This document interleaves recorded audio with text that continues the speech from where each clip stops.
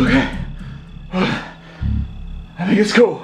I don't think they saw me coming in here. At least I'm free. They don't know where I am. They don't. Ah! Shoot! Oh! Get him off! Get him off! Get him off! Get him off! Get him off! You sons of bitch! Making the difference not just because you It's not enough. It's not enough with just a fist, is it? No! Yes, over though. Take out your shoes! Take that! Take that! You make a fun of me, don't you? Well, it's all on you, isn't it? It's all on you! It's all on you!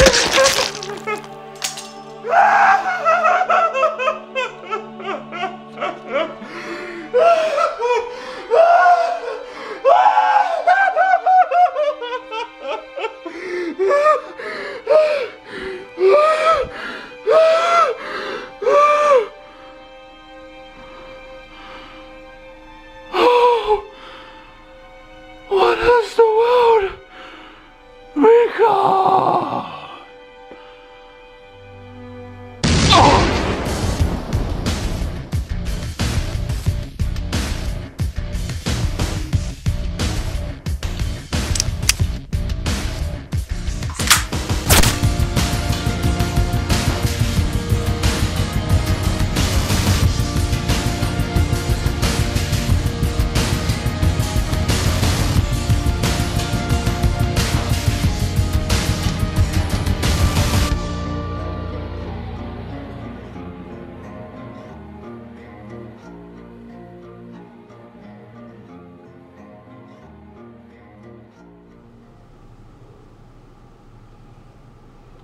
Hey there, my name is Preschool Guy, but you may call me the Preschool Guy.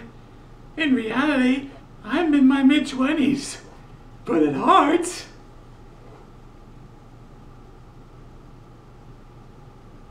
Go get the latest metal Crocs, only $35 at your local Crocs.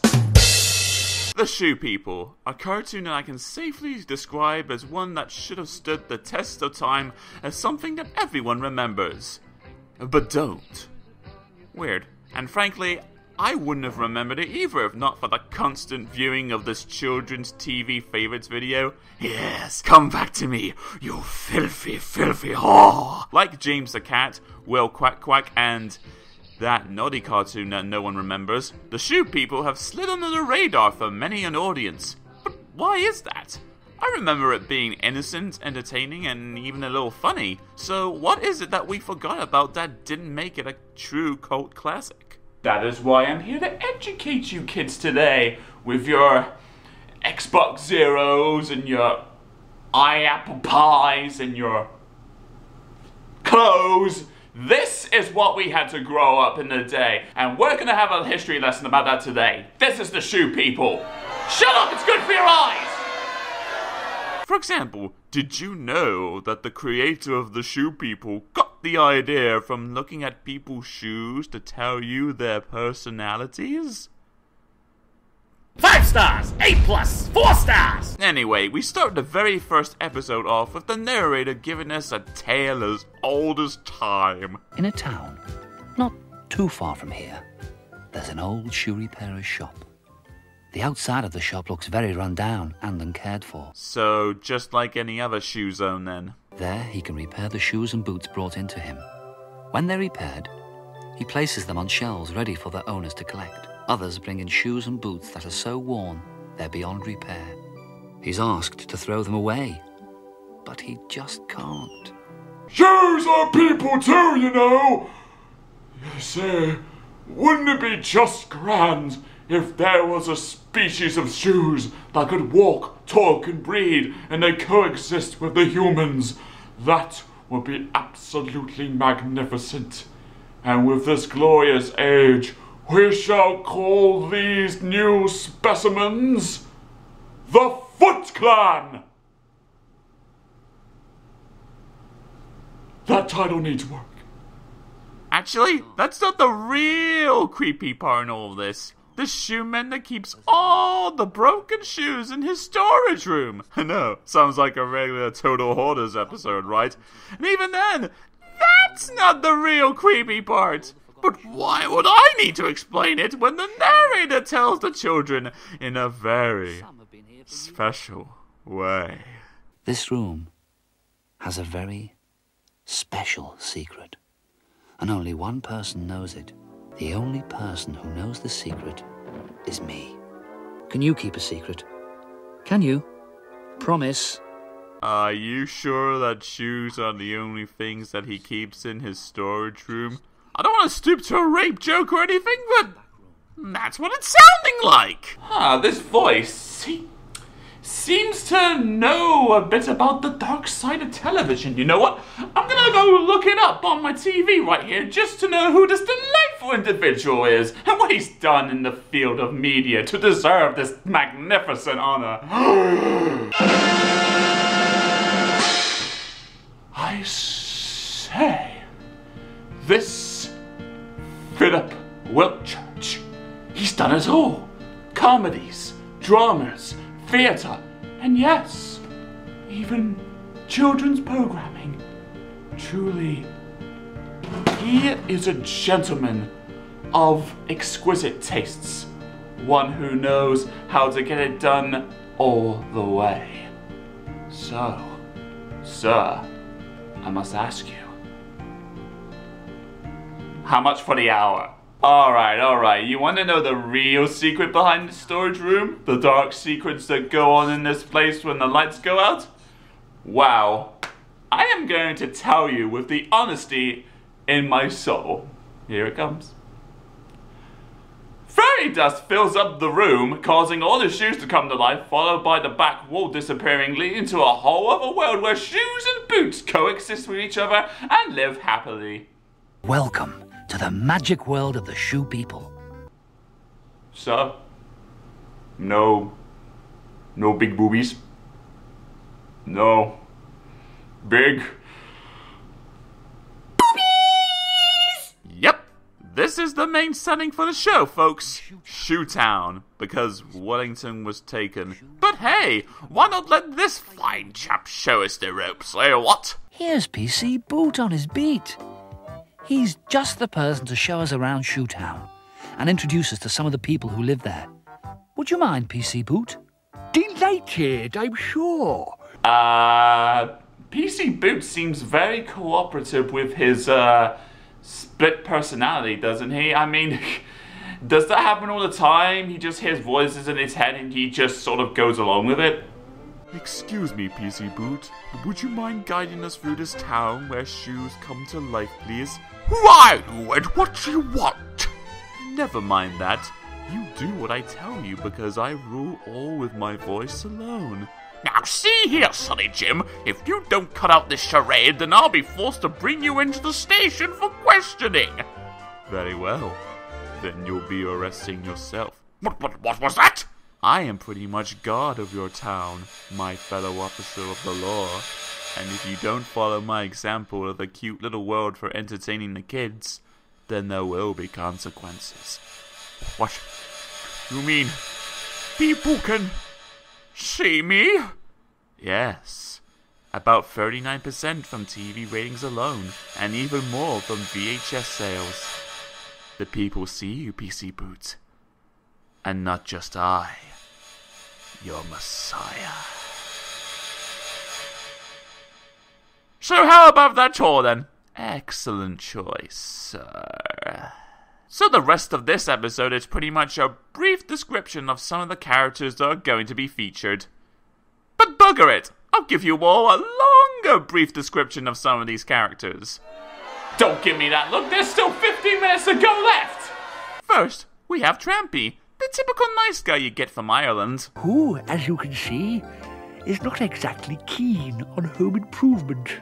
Actually, from rewatching the show for this review, Trampy is one of the few characters that have any sort of a backstory. Oh, did a tramp just happen to be by the creepy shoe men's store and leave one of his shoes behind? No, actually, no. Trampy was actually from a rich background until, as the narrator puts it, got worn out. and was put into the storage room to be with his would-be friends. He prefers to sit in his favourite armchair in front of the fire and read his favourite newspaper. Man, am I really supposed to care for shoes? I mean, is this sort of like the equivalent of Friendship is Magic back in the day? Except with shoes? Oh, well. To love, tolerate, and hoard, hey? Well played, shoe people. Well played. You know what, while I'm on the subject, I should give a quick shout out to DHX Media for releasing some of these episodes to YouTube. Yeah, who would have thought Rainbow Dash was a fan of Trampy? It needs to be about 20% cooler. A resident that isn't a fan of Trampy on the other foot is Sergeant Major. And this guy. This freaking guy. Trampy! Will you wake up? I give up. It'd take an earthquake to shift that idle piece of leather. I mean, this guy right here, he's probably the most over-the-blown, over-the-top, over-proportions, over anything that I've ever seen, let alone in a kid's show. Whenever everyone else says something, he has to hate it. Whenever something isn't into his standards, he has to shout at the top of his boot lungs. Body fashion! And I saw, that's what it is! Brace yourselves! Brace yourselves! He practically steals every scene he's in, and for good reason. Sergeant Major is probably my favorite character here. Not because he's likable or anything, but he's just... why, he's just so entertaining. Also, he thinks clowns are the devil. That helps too. Get your haircut! Speaking of clowns, Charlie is the resident Krusty the Clown in Shoetown. Except that everybody likes him. Oh, well, almost everyone. Get your haircut! Even when he seems annoying or daring in his acts, he's still helpful when he's needed and a pretty likable character in his own right. Except when shots of him look like Stitches the murderous clown. Trampy thinks that Margot is the most beautiful ballerina in the whole world, and has done, ever since he first saw her dance. I don't care what anyone says, if she's bland or uninteresting or too nice, if that's too boring. Here's my argument. That design is so freaking adorable! Now, that doesn't mean I want to have affairs with shoes or anything, but I'm sorry! She just looks so cute and beautiful and lovely and... surely such a real looker of a female character, human or otherwise, has to be coupled with a real looker of a voice to go with it. Evening, Margot. Marvelous show. Absolutely marvelous. Why, thank you, Sergeant Major. You should try it sometime with your flowers. Trampy imagines Sergeant Major trying to ballet dance with a watering can and thinks it's so funny that he almost chokes on his biscuit. Poor Trampy, says Margot, slapping him on the back. You really shouldn't rush the biscuit. Really? I'm surprised. I mean really surprised. I know one guy doing all the voices for all the characters, both male and female. That can be taxing.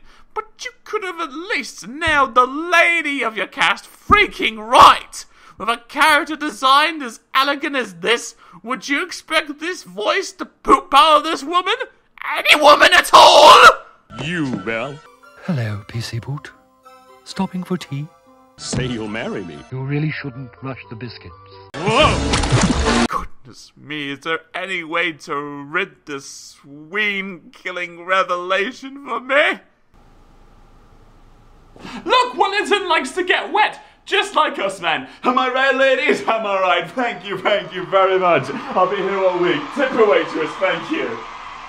There are other characters in the show that we eventually meet, including our local mentally ill tourist guide, but in terms of more returning characters, that's the box full. Now you've met some of the shoe people and seen where they live.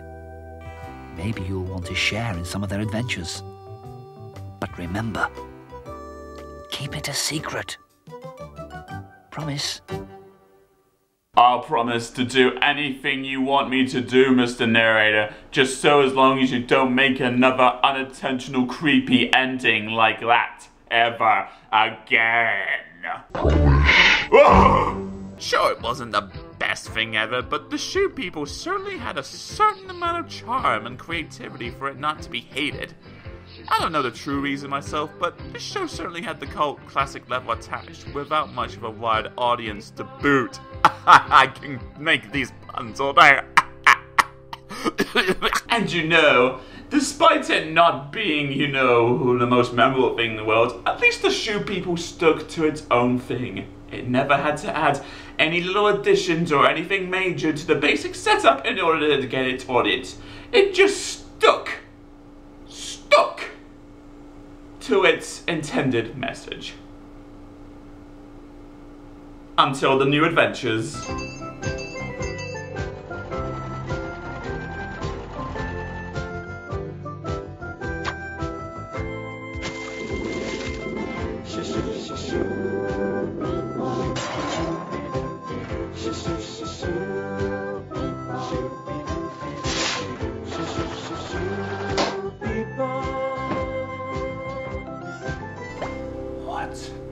Is this garbage? The shoe's been thrown away into the disposable storage room. It's this piece of garbage that should be thrown into the disposable storage room. Oh crap. They found me. I don't know how, but they found me. But it's okay. It's okay. They're just shoes. I locked the door. It's not like they're experts in the field of like breaking in houses or anything.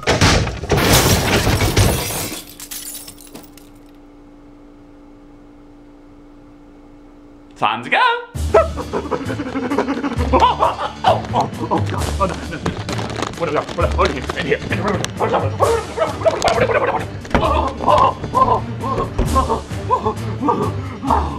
Well, I guess I'm just gonna have to repent for my sins later because Lord only knows what I did, but you know what? This is a bigger priority right now. Shoe People. Baby. Did you really think you had it all at this point? Did you really think that you wanted more? I mean, the original series wasn't enough for you? It didn't matter that it was such a big hit among children? It didn't matter that you were selling VHS tapes among the wazoo? It didn't matter that you were selling all the toys, all the franchise, and all the chocolates? You had to take one step too far, so that way you had to lead to this! Well, let's see how they're gonna mess this up.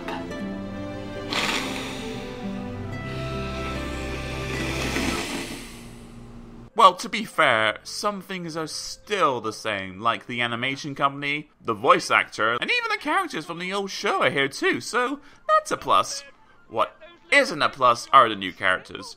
There's nothing horrible or offensive about them, really. It's just, well, see if you can spot a pattern here. What was all that about then? I don't know, but they came from Sid Slipper's garden.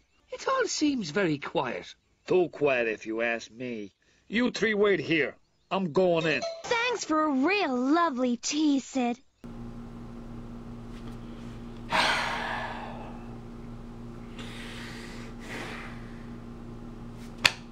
Really, Shoe People? Really? You had to go down that road with your new cast of characters? I mean, the original characters are fine in their own right, but we need more characters to get in with the kids, right? I mean, everyone's going to remember the bimbo. Everyone's going to remember the Texan. Everyone's going to remember, like, half the cast that you would see in any Hanna-Barbera cartoon in this time of period or any time. But Spike, this is fun. Yeah, fun. Now look, Americanization for a British thing isn't anything new, okay?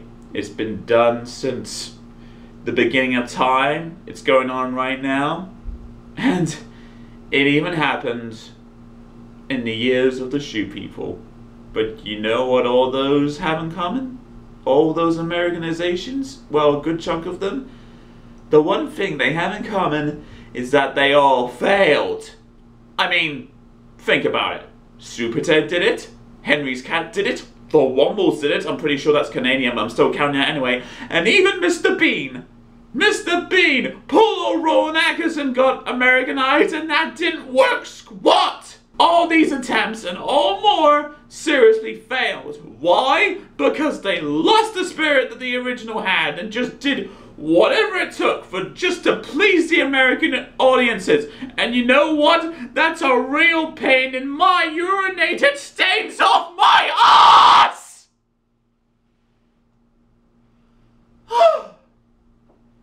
Well, that could have been worse.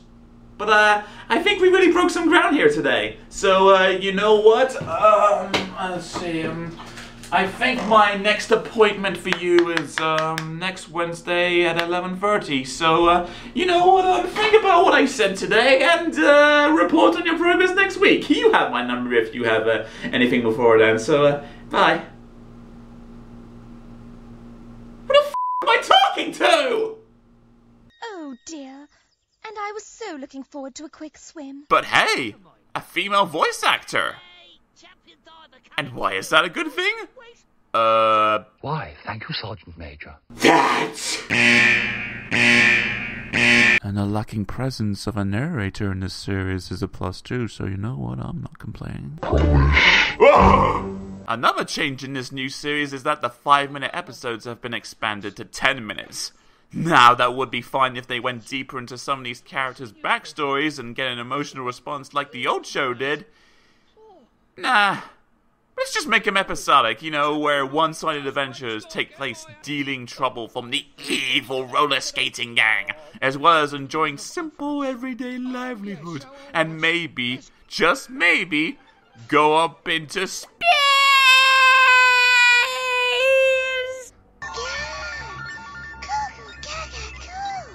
You're right there, baby booty. It's a great view and no mistake. The only thing I'll argue about this concept is, why is this planet made of giant dildos? Nice. This planet tastes just like jelly. Strawberry flavored jelly too. That's because it's... Heck, there's even an episode that promotes fitness. Yeah, you heard me. Shoes, taking fitness classes. A good enough cause, but they're shoes. While this may work for humans, this won't work for shoes. They wear themselves out. Wouldn't make much such a fuss about it, except they make such a fuss about it. Just look at you both. Totally unfit. Unfit? Us? Phooey. We're in the peak condition. Aren't we, PC Boot? Speak for yourself. But hey, at least the payoff for all this hard workout sessions will be worth it. Right? I've never seen such a... Tin biscuits, anyone? Cool. Along with the jellies, cakes, and lemonade. We've just spent the last 2 hours fighting the flab, as it were. And you want us to put it all back on again? Do any of you happen to have the faintest idea of today's date? It's April the 1st. So? Of course, it's April Fool's Day. And you've just been April Fooled? The whole lot of you?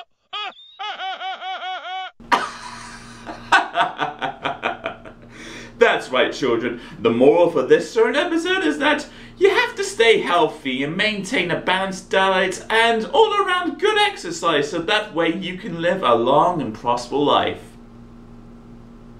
Unless it's an April Fool's joke, in which case, go nuts!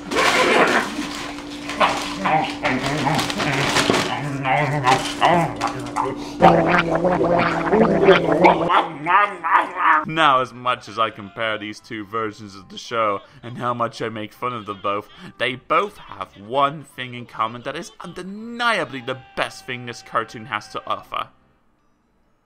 That catchy theme song! Just listen to this tune in full and tell me you're not going to be at least tapping your shoes! Every time you're skipping down the street, think about the shoes upon your feet.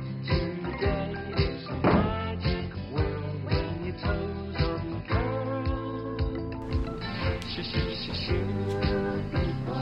Brought to you by 1/3 of the Moody Blues.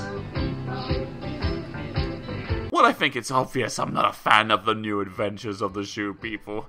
Like I said before, it's not horrible or even that bad, but the changes that were made were what kept me from really liking this as a whole. And let's face it, if ITV didn't want to be open about it ever since it quote-unquote aired, then that's saying something.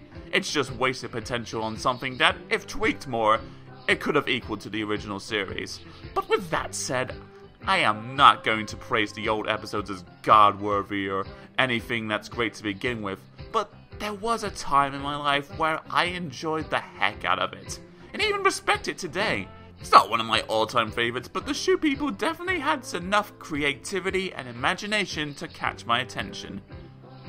Mostly the theme song. Either way, that's more than enough for me. So remember, boys and girls, be sure not to take your shoes for granted. They protect us from all sorts of horrible things in the world. Stone, glass, wood, just other gross feet, and even other mentionable things. Just anything. Shoes will protect us. And as their reward, we will get to throw them around like children. We can just bat them around so that way we can squish the nasty bug that's in the corner. And even we can burn them up into a great bonfire for all the world to see. We'll burn that ungodly, horrible Guy Fawkes. Watch the ghastly fumes fill the sky and pollute the ozone layer, so that way we will break down the world just one step at a time. We will destroy this earth, all because of shoes. I think, as abusive humans, we can do that much to kill Mother Earth. Also, that Payless is better than DSW, but what are you gonna do about that, eh? I'm the preschool guy, and if you excuse me, I'm gonna go Gertchie in my schnees in my clerk's department because shoe puns. I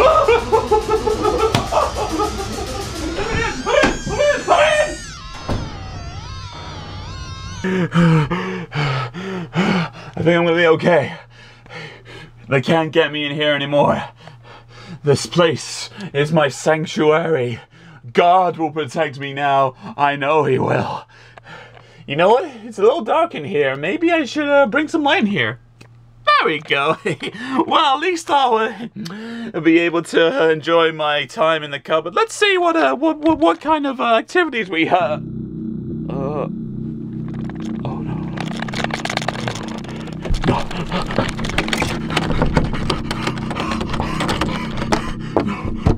No! There's no way out! I'm done for! I need something to protect me with!